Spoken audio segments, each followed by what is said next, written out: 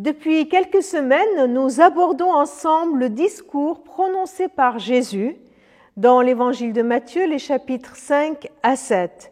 Un discours où il pose les bases pour la vie de disciple, une vie simplement radicale.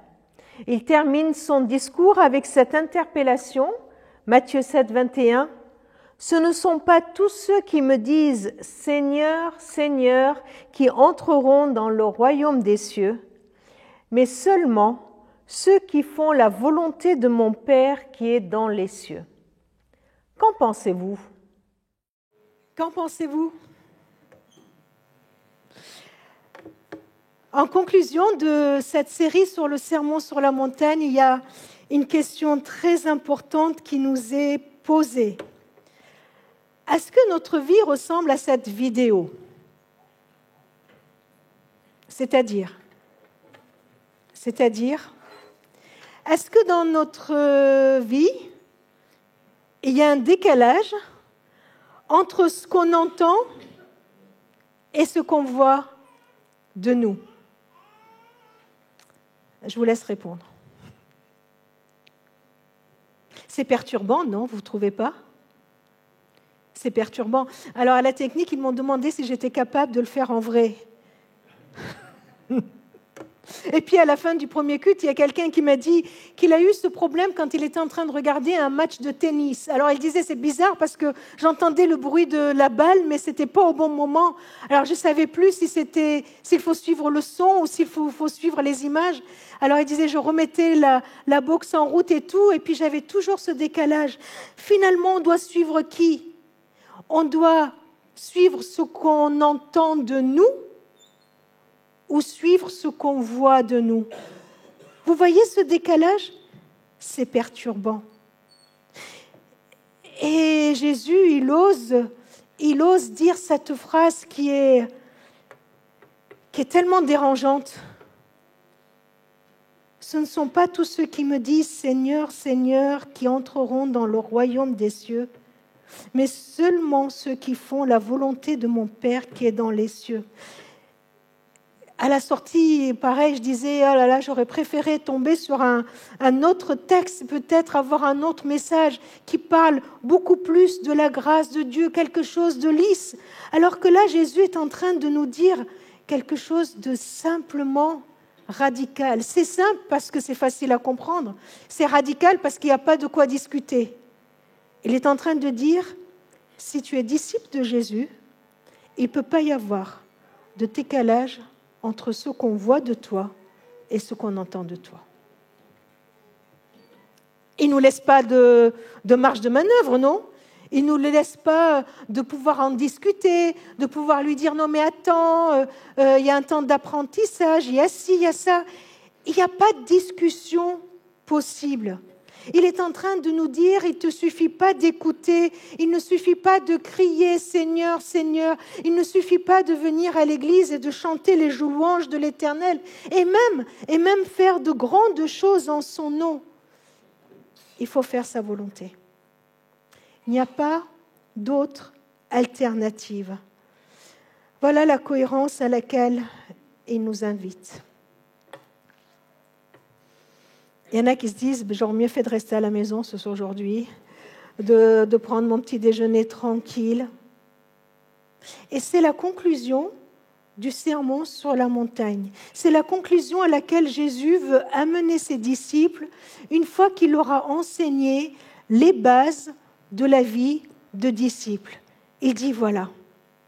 Alors, avant d'entrer un peu plus dans le détail, juste pour essayer de vous comprendre, mais qu'est-ce qu'il veut dire par faire la volonté de Dieu? Eh bien, lisons ensemble ce texte où il dit cette phrase. Et puis dans ce texte-là, il ne répond pas clairement à comment faire la volonté de Dieu, mais plutôt à comment on reconnaît le disciple du Christ.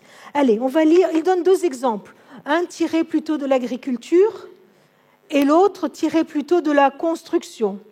On va essayer de suivre. Moi, je ne m'y connais ni dans l'un ni dans l'autre, mais les exemples sont tellement flagrants qu'il n'est pas compliqué. Ce n'est pas compliqué de comprendre ce que Jésus voulait dire.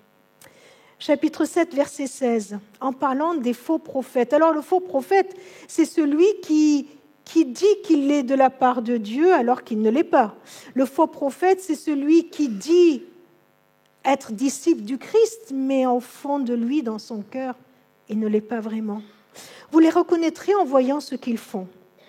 On ne cueille pas des raisins sur des buissons d'épines, ni des figues sur des ronces. Tout bon arbre produit de bons fruits, et un arbre malade, de mauvais fruits. Un bon arbre ne peut pas porter de mauvais fruits, ni un arbre malade porter de bons fruits. Tout arbre qui ne donne pas de bons fruits est coupé, puis jeté au fond. Ainsi donc, vous reconnaîtrez les faux prophètes en voyant ce qu'ils font. Et le verset que nous venons de lire, ce ne sont pas tous ceux qui disent « Seigneur, Seigneur » qui entreront dans le royaume des cieux, mais seulement ceux qui font la volonté de mon Père qui est dans les cieux.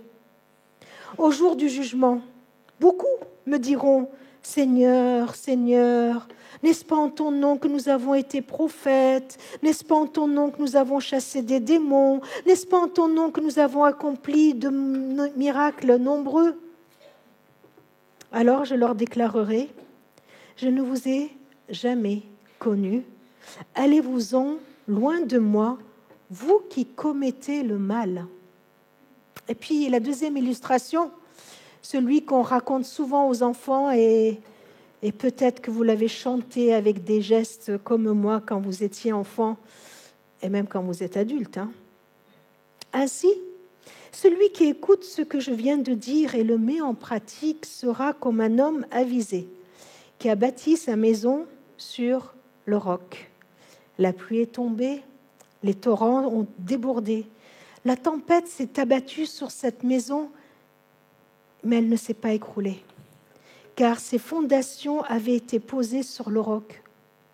Mais celui qui écoute mes paroles et ne les met pas en pratique sera comme un homme insensé qui a bâti sa maison sur le sable.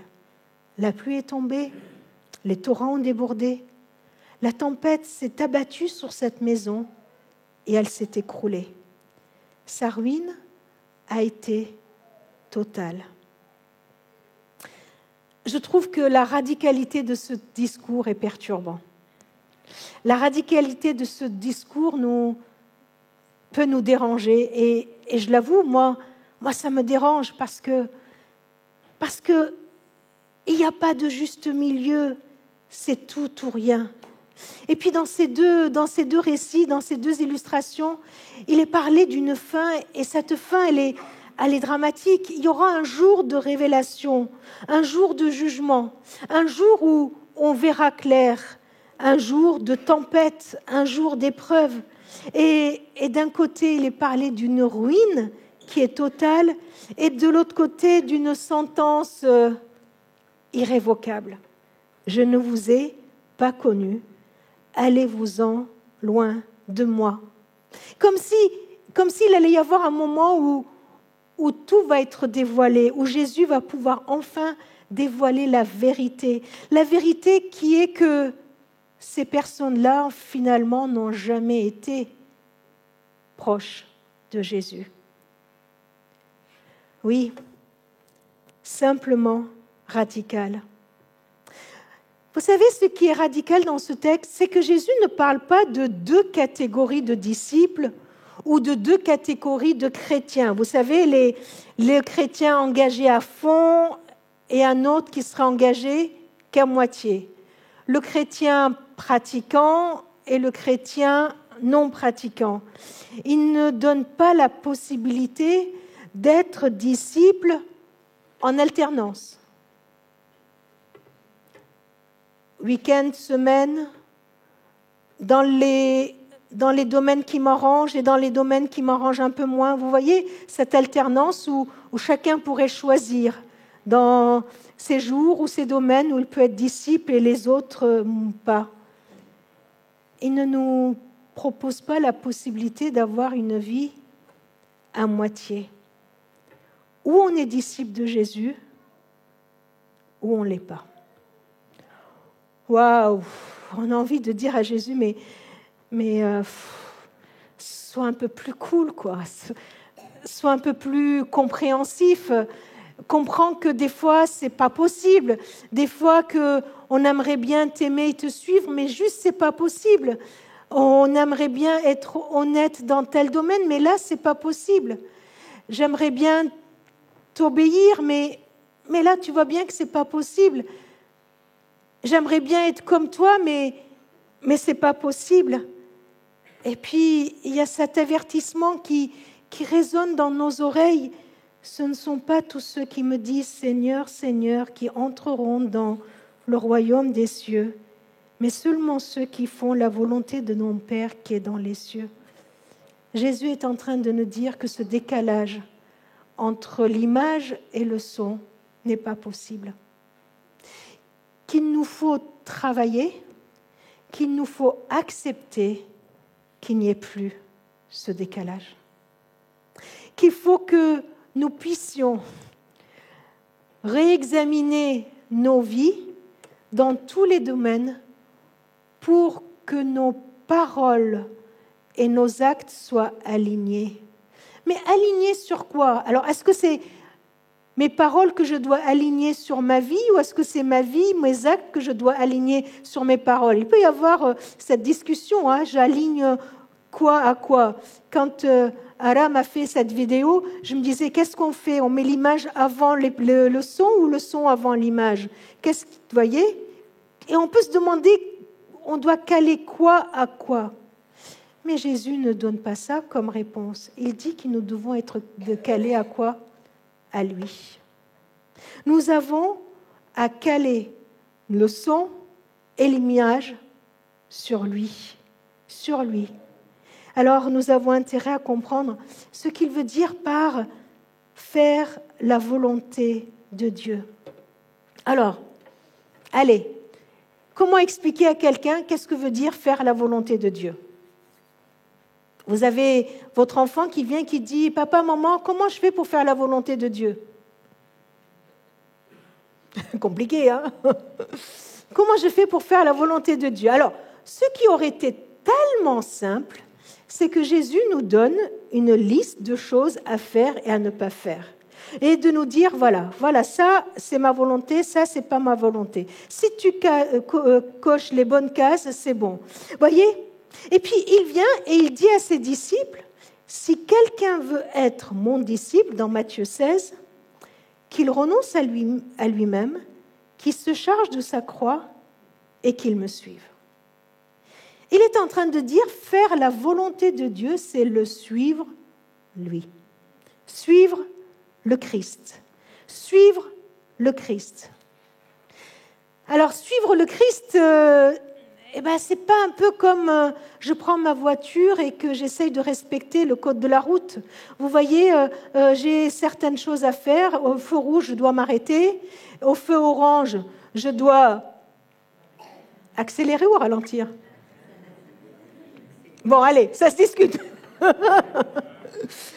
Et au feu vert, je passe. Vous voyez? Il n'y a pas un code bien comme il faut, bien ficelé, voilà ce que tu dois faire. Les pharisiens, c'est ce qu'ils avaient. Les religieux, c'est ce qu'ils avaient. On aurait tellement aimé avoir une religion à suivre, une religion des règles à suivre, plutôt qu'une personne à suivre. Une religion, on peut la maîtriser. Les règles, on peut les maîtriser. T'as menti, t'as pas menti, t'as volé, t'as pas volé. Et puis, tu as dit du bien, tu as dit du mal. On peut régler. Tu as convoité, tu n'as pas convoité. Et Jésus, dans le sermon sur la montagne, il vient et il met le curseur complètement ailleurs. Et il nous demande de le suivre lui. Alors, pour suivre le Christ, il nous faut ces deux mouvements. Ce qu'on vient de lire dans Matthieu 16, renoncer et le suivre. C'est un peu comme la marche, hein, c'est quitter un endroit pour aller ailleurs, pour aller de l'avant. C'est faire un pas en avant. Et ce pas-là, je vais le faire vers le Christ. Faire un pas en avant vers le Christ va m'obliger de quitter où je me trouve, justement pour enlever ce décalage et pour que mon pas et mon son soient calés sur lui et seulement sur lui. Alors dans cette marche, dans cette marche, il va y avoir peut-être un chemin étroit où il va falloir être comme sur une ligne de crête, faire attention à ne pas aller trop à droite ou trop à gauche. Et puis ces deux mouvements vont me permettre de corriger ce décalage entre le son et l'image. Ces deux mouvements sont d'un côté renoncement, renoncer, et de l'autre côté confiance, confiance. Alors, voyons un peu ce renoncement. Tout le long du sermon sur la montagne, Jésus a pointé ce à quoi il me demande de renoncer. Il n'a pas posé ça comme quelque chose de facultatif. Il y a tellement insisté qu'il a montré que c'était incontournable. Je vais vous donner juste quelques exemples qu'on a vus depuis 3 semaines. Jésus vient, il dit, pour être cohérent dans ta vie, pour être cohérent dans tes relations, pour être calé à moi, eh bien, il faut que tu renonces à la colère envers ton frère. Renoncer à ta volonté de vouloir le traîner devant les tribunaux pour lui faire payer ce qu'il te doit. Renoncer à l'envie d'avoir toujours raison. Tu dois renoncer à la convoitise, aussi bien de la femme de ton voisin, de la voiture de ton copain ou même de la maison de ta copine. Renoncer à voir en l'autre juste ce qu'il peut m'apporter. Renoncer à mon désir de me libérer de tout engagement, renoncer à la vengeance, renoncer à la haine, renoncer à croire que je suis juste et renoncer à ma propre justice, renoncer au jugement. Tu ne jugeras pas, ne jugez pas. Renoncer à croire que mes mesures à moi sont justes. Renoncer à compter sur les richesses que je me suis amassées dans mon grenier. Renoncer à croire que je peux, moi, me prévenir de l'avenir, que je peux, moi, compter sur mes propres moyens pour subvenir à tous mes besoins. Compter sur mes richesses, sur ce que je possède. Et puis, la liste n'est pas exhaustive. Jésus appelle à un renoncement. Renoncement pour caler mon regard au sien, caler mon ressenti au sien, caler mes pensées à ses pensées. Renoncer pour suivre, pour le suivre. Alors, il ne s'agit pas de renoncer pour renoncer. Il ne s'agit pas, Jésus ne me dit pas, renonce parce que c'est pas bien, un point c'est tout. Mais non, il me dit, renonce pour pouvoir me suivre vraiment. Parce qu'il y a un bien à gagner bien meilleur que ce que j'ai.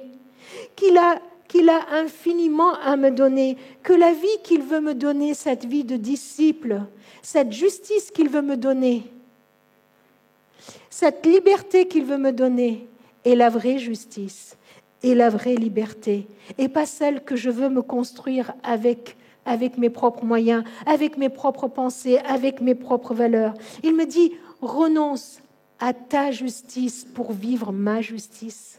Renonce à ta liberté, à ce que tu crois être ta liberté, pour vivre la vraie liberté. Renonce à tes préoccupations pour t'occuper de mon royaume. Renonce à tes assurances pour vivre de ma fidélité. Alors oui, il nous demande de renoncer pour lui faire confiance. Et voilà un deuxième élan dans lequel il m'invite pour corriger ce décalage, pour vivre une vie cohérente. Eh bien, il me dit, dans sa pas de confiance, le premier acte, c'est de caler mes actes, justement, en me disant, il faut que tu fasses confiance à ce que je te dis. Confiance dans la parole de Jésus. La foi du disciple, ce n'est pas un paquet de certitudes, mais vraiment une réponse à cette parole qui nous est donnée. Suis-moi. Et souvent, on invite le Seigneur, dans notre marche avec lui, à venir dans notre monde, dans notre royaume, dans notre vie, pour nous aider. Seigneur, j'ai besoin de toi. Alors, il est ou une roue de secours, ou une béquille dans ma vie. Je lui dis de venir m'aider dans ce que j'ai à vivre. Alors que lui, il veut que j'aille dans ce que lui, il a à me faire vivre. Il veut que j'accepte sa parole, que sa parole a plus d'autorité que la mienne. Alors, en réfléchissant à ça, je me suis dit, oui, mais ça, c'est un peu de la théorie, mais pratiquement, ça veut dire quoi? Pratiquement, dans ma vie de tous les jours, comment je vis le fait que je suis, du verbe suivre, le Christ? Je vous propose cette réponse, moi qui m'a aidée.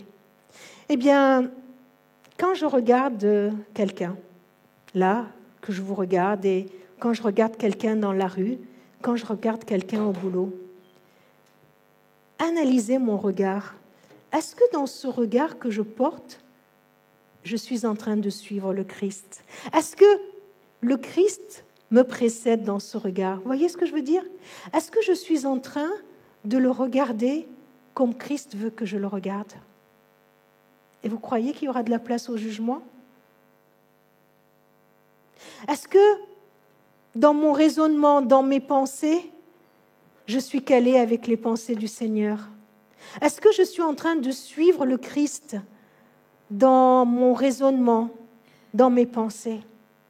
Est-ce que dans les valeurs que je veux mettre en avant, je suis en train de suivre le Christ? Est-ce que dans cette parole qui sort de ma bouche, je suis en train de suivre le Christ?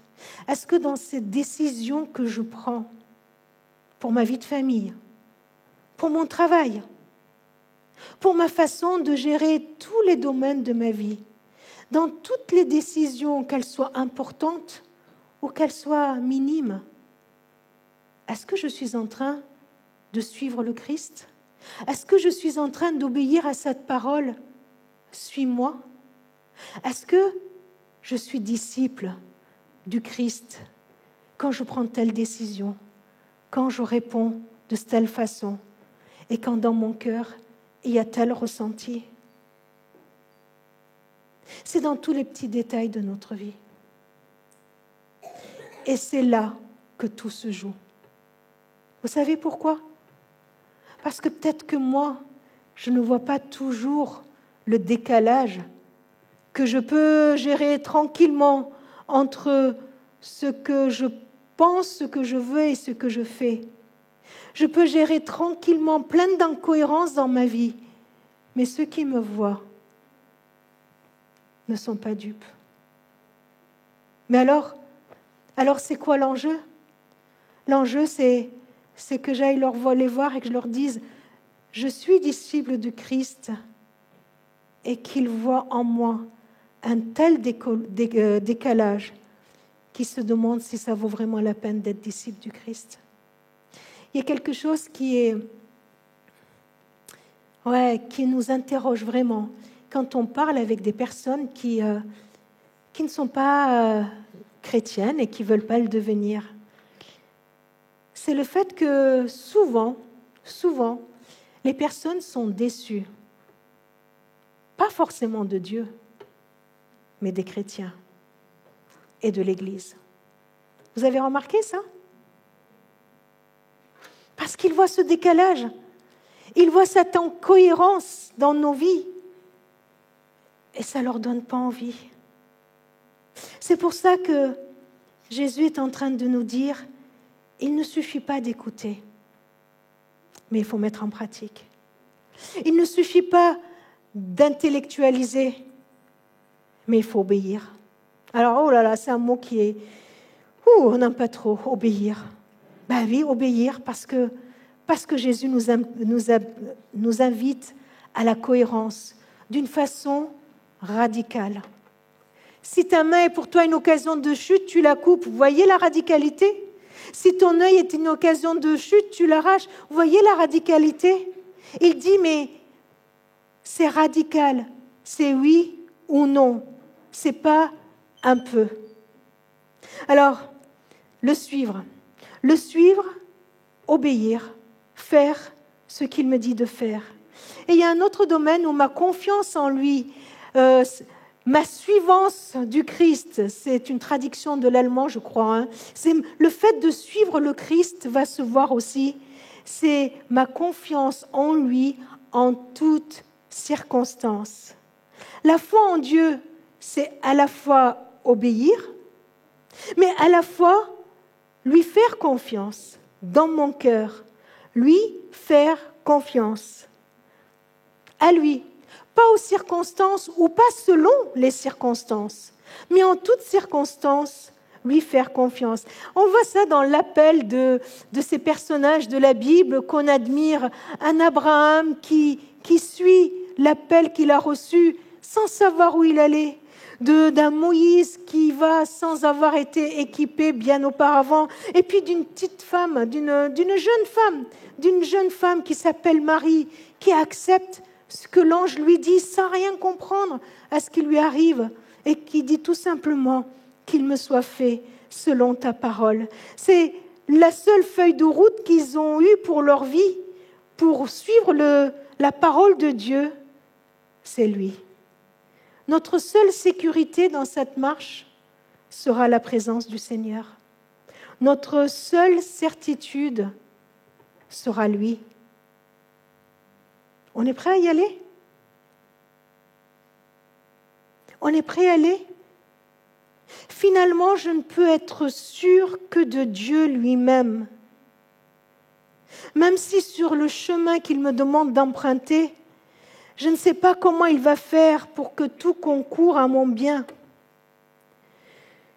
Je sais que, quoi qu'il m'arrive, rien n'échappera à la souveraineté de Dieu. C'est ça la vie de disciple.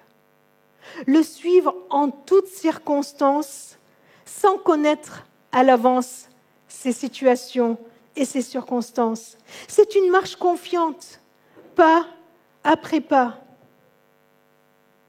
Même si je ne sais pas encore à l'occasion de quoi je vais devoir encore plus doubler de confiance. Nous ne savons pas de quoi notre route sera faite. Les disciples, ils ne savaient pas ce qu'il allait leur arriver. Nous ne savons pas par où nous allons passer. Mais nous savons que nous sommes conduits par l'amour de ce Jésus qui a donné sa vie pour moi. Et ce Christ qui a donné sa vie, comment ne va-t-il pas me donner toutes choses par-dessus? C'est ça la différence avec les disciples de Sermon sur la montagne, c'est que nous avons vu la manifestation de son amour. Nous avons vu qu'il est digne de confiance. Alors oui, la confiance est dans l'Éternel qui est mon berger, pas dans les verts pâturages ou la vallée de l'ombre de la mort, mais la confiance dans le berger. Votre Père sait ce dont vous avez besoin. Et il nous dit, prends la route avec ça. Allez, suis-moi. Avec juste cette assurance. Votre Père, il sait. Il sait ce dont vous avez besoin. Confiance en lui, dans sa bienveillance, dans la puissance de son amour, dans sa fidélité. C'est pourquoi un Paul peut dire « Je sais en qui j'ai cru ». Même si son chemin l'a amené à être en prison, même si suivre le Christ, sa vie de disciple, l'a amené à recevoir des coups de fouet, à être méprisé, à être pourchassé, il sait en qui il a cru.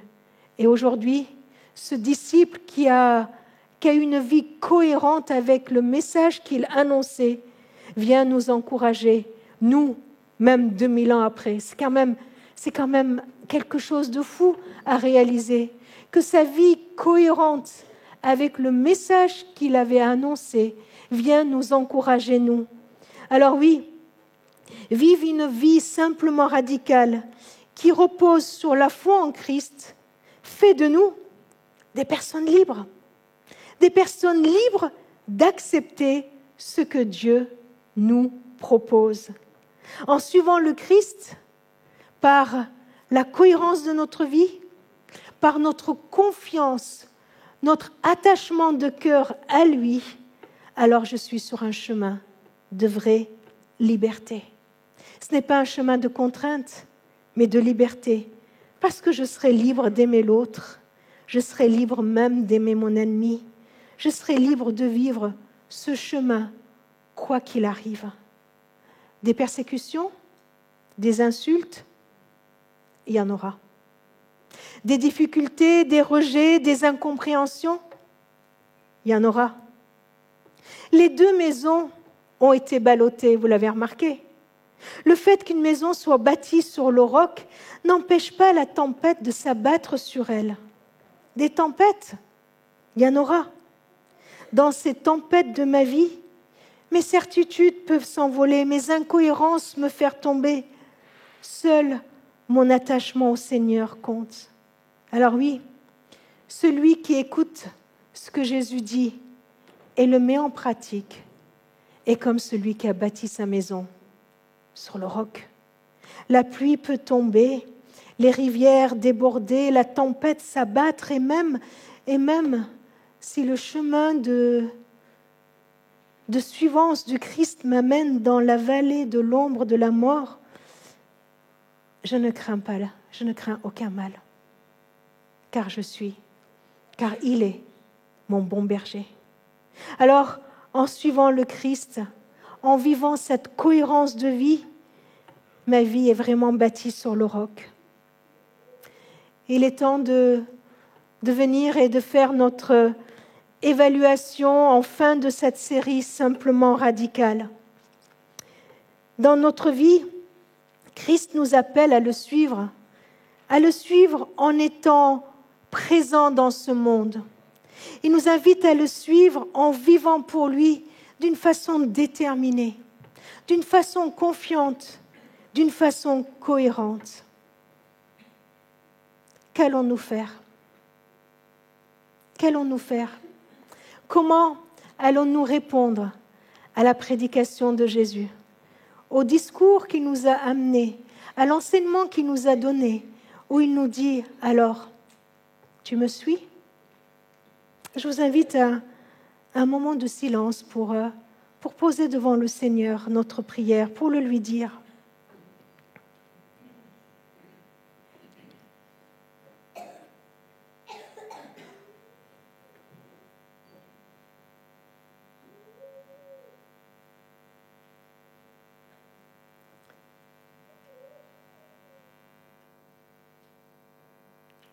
Seigneur, aide-nous. Aide-nous à vivre dans ce monde pour toi, à être présent,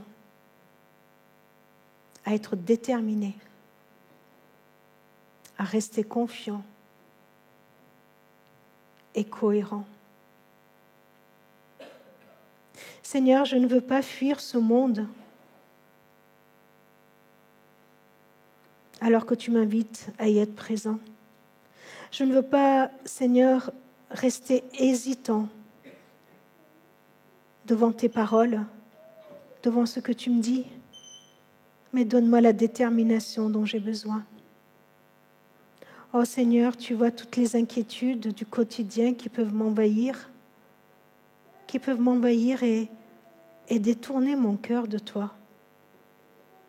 Qui peuvent m'envahir et m'amener sur un autre chemin. Seigneur, aide-nous. Aide-moi à rester confiant en toi. Parce qu'en toute chose, je veux être cohérent. En toute chose, Seigneur, je veux être calé sur toi. Que mes paroles, que ma vie, que mes actes soient calés sur toi. Pour qu'en me voyant, Seigneur, tous ceux qui m'entendent ou qui me voient puissent reconnaître le Maître que je veux suivre chaque jour. Puissent reconnaître ta vie, Seigneur, en moi.